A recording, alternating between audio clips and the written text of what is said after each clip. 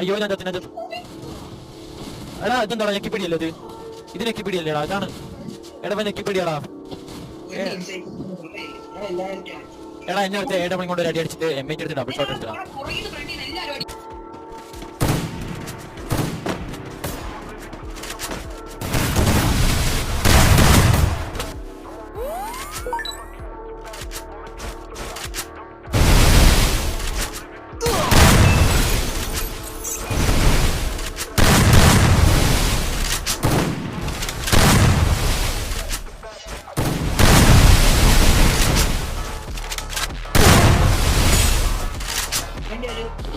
കിട്ടിയില്ലേ?